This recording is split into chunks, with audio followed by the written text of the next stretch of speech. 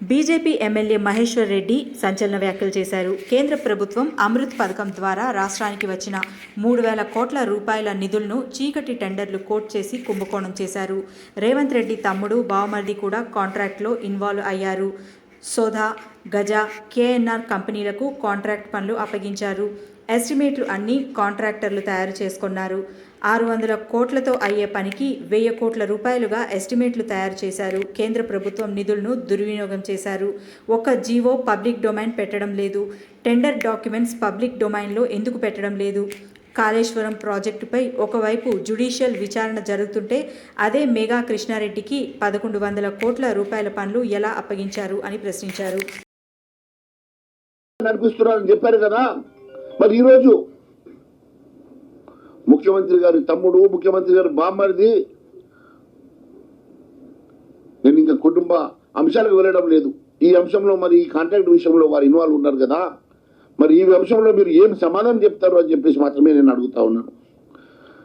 ఎవరి పాలైందిరో తెలంగాణ, ఎవరి పాలైందిరో తెలంగాణ పాటలు పదే పదే పాడారు కదా మీరు పిసి అధ్యక్షుడిగా ఉన్నప్పుడు.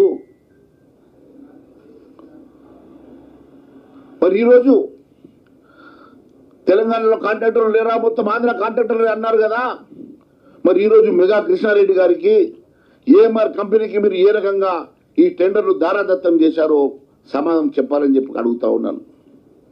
మెగా కృష్ణారెడ్డి ఒకవైపు కాళేశ్వరంలో ఆయన మీద జ్యుడిషియల్ ఎంక్వైరీ నడుస్తూ ఉంటే, అదే మెగా కృష్ణారెడ్డికి నువ్వు 1100 కోట్ల రూపాయల దీంట్లో నుంచి నువ్వు మహబూబ్ నగర్ నీ సొంత జిల్లాలో వర్క్ ఇచ్చినావంటే, మరి మెగా కృష్ణారెడ్డి మీద జరుగుతున్నటువంటి ఎంక్వైరీ ఉత్తదేనా?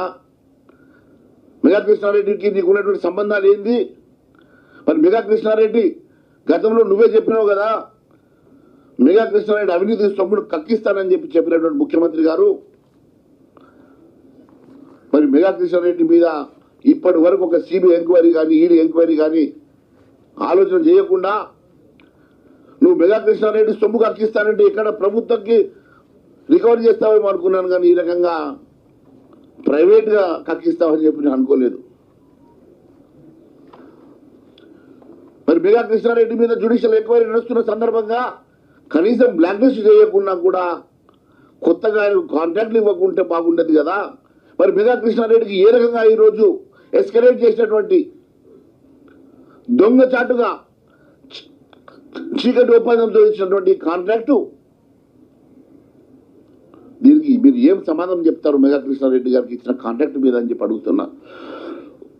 అదే మాదిరిగా ఏఎంఆర్ కూడా తెలంగాణ వాడు కాదు కదా, గతంలో మీరు తెలంగాణలో కాంట్రాక్టర్లు లేరు అని చెప్పినటువంటి మీరు, సమర్థులే లేరు అని చెప్పినటువంటి మీరు, ఈరోజు మరి మీరు కూడా అదే బాటలో నడుస్తున్నమాట వాస్తవం కాదని అడుగుతున్నా.